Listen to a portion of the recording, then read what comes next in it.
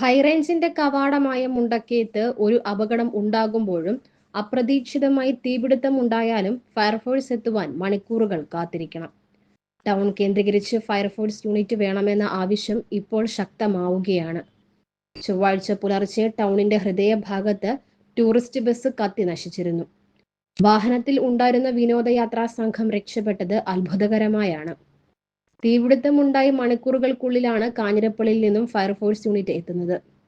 അപ്പോഴേക്കും തീ ആളിക്കത്തി വാഹനം പൂർണ്ണമായും അഗ്നിക്കിരയായി. മുണ്ടക്കയത്ത് ഒരു അഗ്നിശമന സേന യൂണിറ്റ് ആരംഭിച്ചാൽ പാറത്തോട്, മുണ്ടക്കയം, കൂട്ടിക്കൽ, പെരുവന്താനം, കൊക്യാർ, എരുമേലി പഞ്ചായത്തുകളിൽ ഇതിന്റെ പ്രയോജനം ലഭിക്കും. മേഖലയിൽ ഫയർഫോഴ്സ് യൂണിറ്റ് ഉണ്ടായിരുന്നെങ്കിൽ ഇത്തരത്തിൽ ഉണ്ടാകുന്ന അപകടത്തിൽ നിന്നും ഒരു പരിധിവരെ രക്ഷാപ്രവർത്തനം നടത്തുവാൻ കഴിയും. നിലവിൽ കാഞ്ഞിരപ്പള്ളിയിൽ നിന്നോ പീരുമേട്ടിൽ നിന്നോ യൂണിറ്റ് ഓടിയെത്തേണ്ട അവസ്ഥയിലാണ് ഇപ്പോൾ. ആ നിലവിലെ സമയം കൊണ്ട് തീഗോളമായി മാറും. ഇത്തരത്തിലാണ് പലപ്പോഴും മുണ്ടക്കയത്ത് സംഭവിക്കാറുള്ളത്. ദേശീയപാതയിൽ അപകടങ്ങൾ ഉണ്ടാകുമ്പോഴും മലയോര മേഖലയിൽ തീപിടുത്തം അടക്കമുള്ള പ്രകൃതി ദുരന്തങ്ങൾ ഉണ്ടാകുമ്പോഴും ഇത് തന്നെയാണ് അവസ്ഥ. മഴക്കാലങ്ങളിൽ ഉരുൾപൊട്ടൽ അടക്കമുള്ള പ്രകൃതി ദുരന്തങ്ങൾ ഏറ്റവും കൂടുതൽ ഉണ്ടാകുന്ന പ്രദേശം കൂടിയാണ് മലയോര മേഖല. വേനൽക്കാലത്ത് തീപിടുത്തവും മലയോര മേഖലയിൽ വ്യാപകമാണ്.